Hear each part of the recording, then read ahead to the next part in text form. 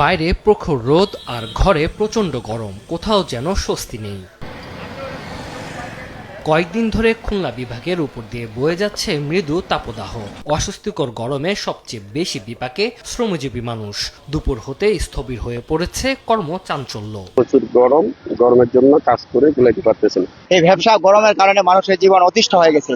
যেমন অনেক অসুখ বিসুখ দেখা দিচ্ছে। সারাদিন 24 ঘন্টার মধ্যে 1 ঘন্টা 2 ঘন্টা কারেন্ট থাকতেছে, ভাই কারেন্ট থাকে না। গরমে মানুষ থাকতে পারে না, ছেলেপেলে ঘুমাইতে পারে না।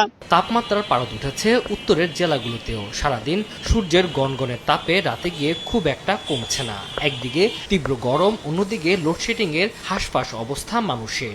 একদিকে মৃদু তাপপ্রবাহের মধ্যে জ্বর, ডায়রিয়া সহ বিভিন্ন রোগে আক্রান্ত হওয়ার প্রবণতা দেখা যাচ্ছে। আক্রান্তদের মধ্যে 70% শিশু। প্রচুর গরমের কারণে বাচ্চারা 3-4 দিন ধরে প্রচুর ডায়রিয়া শুরু হয়ে গেছে। স্লাইন, ডাবের পানি এগুলা প্রচন্ড খাওয়ান, আস্তে আস্তে কমবে। ইফাদ রোশেক স্পার্ক মিক্সে আছে সবচেয়ে বেশি মশলার সংমিশ্রণ। ইফাদ রোশেক স্পার্ক মিক্স মশলা। ফেনীতে তীব্র গরমে বেড়েছে ঠান্ডা পানীয়র চাহিদা। পথচারীদের তৃষ্ণা মেটাতে শরবত বিতরণ করছে বিভিন্ন স্বেচ্ছাসেবী সংগঠন। প্রচণ্ড তাপদাহের পর মৌলভীবাজারে দেখা মিলেছে স্বস্তির বৃষ্টি।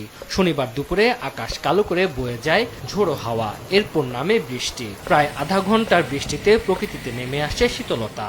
কালবৈশাখীর পর বৃষ্টির দেখা পেয়েছেন হবিগঞ্জবাসীও।